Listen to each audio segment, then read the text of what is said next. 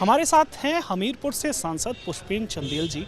बात करेंगे इनसे क्योंकि सर आप बुंदेलखंड से आते हैं। बुंदेलखंड हो या विदर्भ, दोनों क्षेत्र किसानों को लेकर सरकार लंबे समय से प्रयास कर रही है।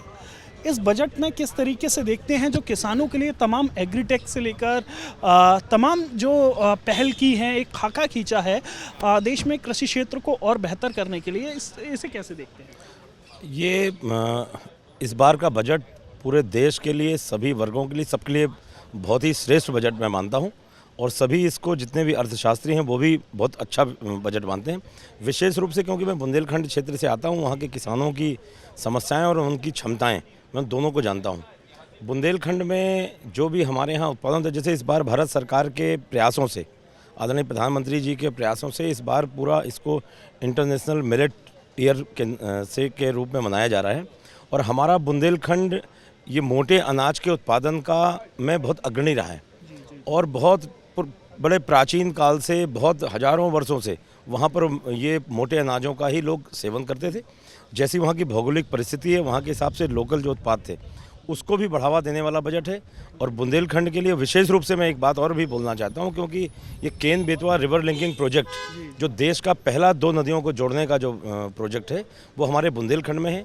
हमारे यहाँ जो होगा, जब ये दोनों नदियों का जुड़ने का जो कार्यक्रम, जब इसको टाइम बाउंड जो बनाया है 2030 तक ये पूरा हो जाएगा, तो इस बजट में उसके लिए भी अभी काफ़ी आगे टाइम पे, मतलब बड़ी तेज़ी से काम लगने वाला है।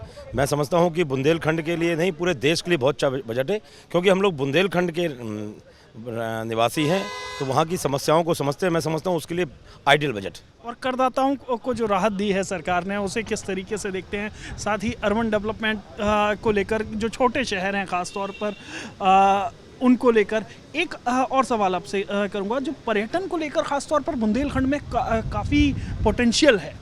सरकार ने नए लोकेशन को लेकर सोचा है कि 50 नए लोकेशन होंगे। इसके अलावा पर्यटन स्थलों को और तरजीह दी जाएगी, डेवलप किया जाएगा।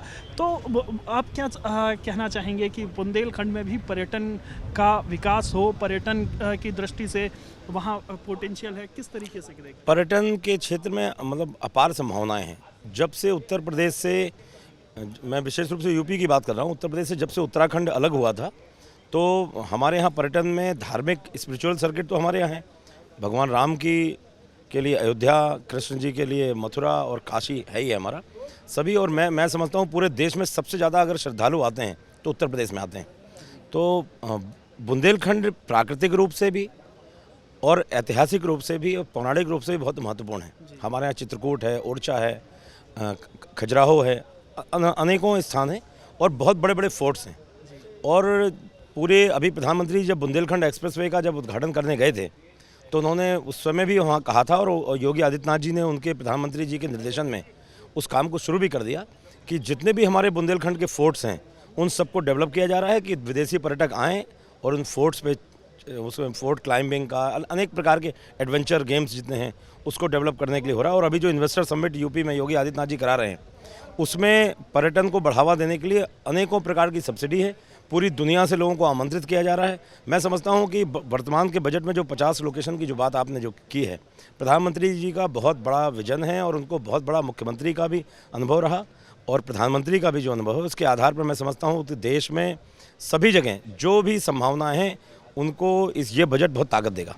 शुक्रिया हमसे बात करने के लिए। तो आप देख सकते हैं पुष्पेंद्र चंदेल जी का कहना है कि ये बजट आम आदमी का बजट है और देश के आम आदमी को ताकत देगा। कैमरामैन ब्रज सुंदर और साथी कौशल के साथ नव विक्रम सिंह, संसद टीवी।